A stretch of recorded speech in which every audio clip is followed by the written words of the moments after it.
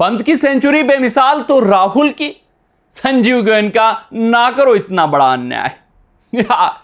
List test चौथा दिन भारतीय टीम के लिए ऐतिहासिक दिन साबित हुआ। खासकर ऋषभ पंत और केमाल लाजवाब राहुल ने लाजवाब शतकी पारियां खेली। क्रिकेट प्रशंसक, क्रिकेट पंडित दोनों के शतकों की तारीफ करते हुए नजर आ रहे हैं। तारीफ के पुलिंदे ट्विटर पर, सोशल मीडिया पर बांधे जा रहे हैं और दोनों की बराबरी तारीफ की जा रही है। बताया जा रहा है कि राहुल की पारी बहुत बेहतरीन, बहुत उत्तम थी, तो अद्भुत और अविश्वसनीय पारी ऋषभ पंत की रही। लेकिन संजीव गोयनका, इनका ट्वीट इस वक्त वायरल होता हुआ दिख रहा है, ये चर्चाओं में आ गए।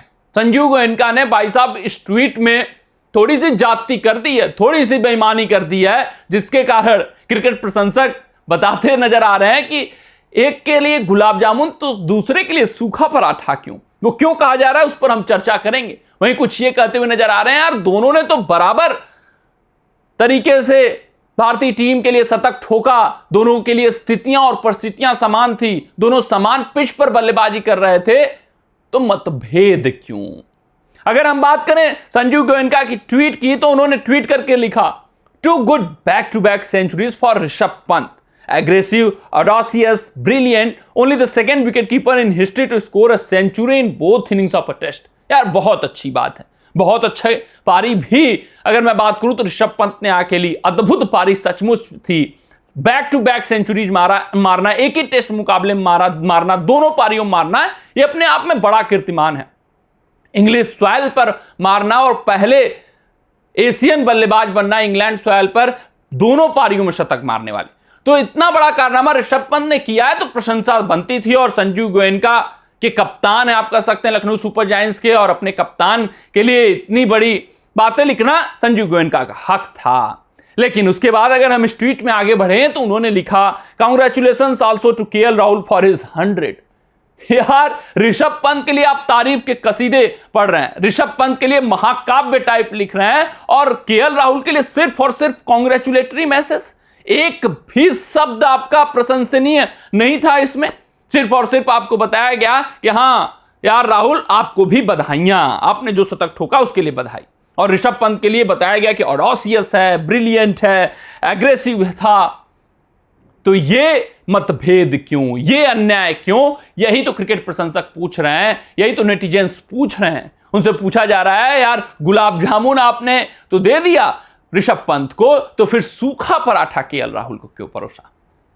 क्या अभी भी मतभेद है, क्या अभी भी चीजें सामान्य नहीं हुई यहां पर केएल राहुल के बीच, और क्या अभी भी आप आईपीएल की बातों को अंतर्राष्ट्रीय क्रिकेट में अमल करना चाहते हो। राहुल और ऋषभ पंत दोनों भारत के लिए इस वक्त खेल रहे हैं। राहुल और ऋषभ पंत की शतकी पारियां भारतीय टीम के लिए आई हैं। दोनों ही कठिन परिस्थितियों में बल्लेबाजी करते हुए दिखे, दोनों ने ही भारतीय टीम की नया को मझधार से निकाला और बेड़ा पार लगाया है। भारतीय टीम मजबूत स्थिति में आई है तो उसमें केएल राहुल और ऋषभ पंत दोनों के पारियों का योगदान है। तो संजीव गोयनका को दोनों की तारीफ में बराबरी की करनी चाहिए थी, ना बराबरी की तो केएल राहुल के लिए भी कुछ चंद लाइनें जरूर तारीफ के पढ़ने चाहिए थे। सिर्फ और सिर्फ कांग्रेचुलेटरी मैसेज करके इस तरीके से इंसल्ट नहीं करना चाहिए था।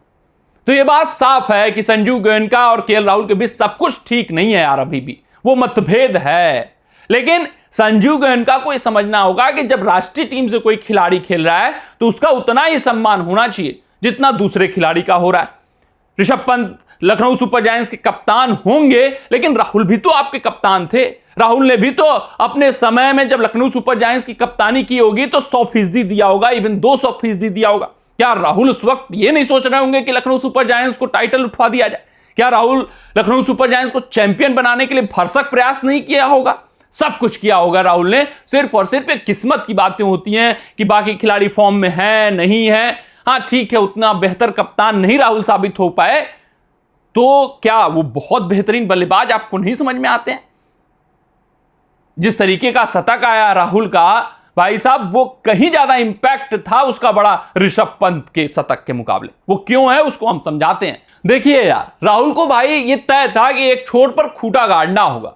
राहुल टिके थे तभी तो इंग्लिश बल्लेबाजों का कॉन्फिडेंस गिरा था। क्योंकि अगर मैं बात करूं इंग्लिश कंडीशंस की, तो अगर आप लगातार हिट पर हिट किए जाएंगे तो हमेशा गेंदबाज अपने आप को सोचता है कि वो मुकाबले में है, वो कभी भी विकेट ले सकते हैं और एक अच्छी गेंद उस बल्लेबाज का विकेट लेकर जाएगी। लेकिन राहुल जैसा खिलाड़ी, सुदृढ़, सशक्त, जिसका डिफेंस हो, जो टेक्निक में बेमिसाल हो, वो अगर टिका रहता है, वो अच्छी गेंदों को लीव करता है, तो गेंदबाज का टेस्ट क्रिकेट में, खासकर इंग्लिश सॉइल पर, मनोबल धरातल पर गिर जाता है। इसीलिए तो राहुल का टिकना आवश्यक था। इसीलिए तो राहुल सबसे बड़े अस्त्र थे चौथे दिन भारतीय टीम के लिए। ऋषभ पंत से भी कहीं ज्यादा उनका इंपैक्ट होने वाला था मुकाबले में, और राहुल ने वैसा ही कार्य किया जिस बात की उनसे आशा थी। आशाओं पर, उम्मीदों पर खरे उतरे कमाल लाजवाब राहुल। क्योंकि आपने देखा जब ऋषभ पंत आए तो लगातार ऋषभ पंती दिखाने का प्रयास कर रहे थे। कुछ गेंदें हवा में भी गई लेकिन नोमैंस लैंड में गिरी। शायद राहुल ना टिके होते तो फिर वो लगातार शॉट्स पे शॉट्स लिए जाते, और जो बात अक्सर इंग्लिश सॉइल पर देखी जाती है कि एक अच्छी गेंद और आपका विकेट लेकर चली जाएगी अटैकिंग नेचर का क्रिकेट खेलने के चक्कर में।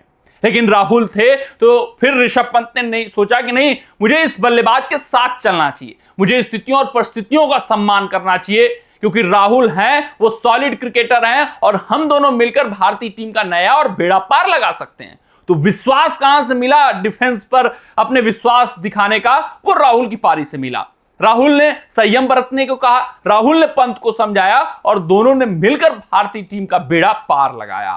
तो राहुल की पारी बहुत ज्यादा इंपैक्टफुल थी। राहुल की भी प्रशंसा बनती थी। राहुल के लिए भी कुछ लाइनें संजू गोयनका द्वारा आनी चाहिए थी, लेकिन गोयनका ने, भाई साहब, प्रेफरेंस किसको दिया? ऋषभ पंत को। राहुल को तो प्रेफरेंस तक क्या, सिर्फ और सिर्फ एक शब्द कांग्रेचुलेशन वाला थमा दिया।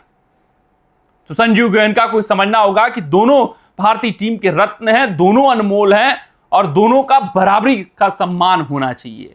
वो आईपीएल की बातें आईपीएल तक, जैसे कहते हैं ना, घर की बातें घर तक सीमित रखिए, वैसे ही आईपीएल की बातें आईपीएल तक।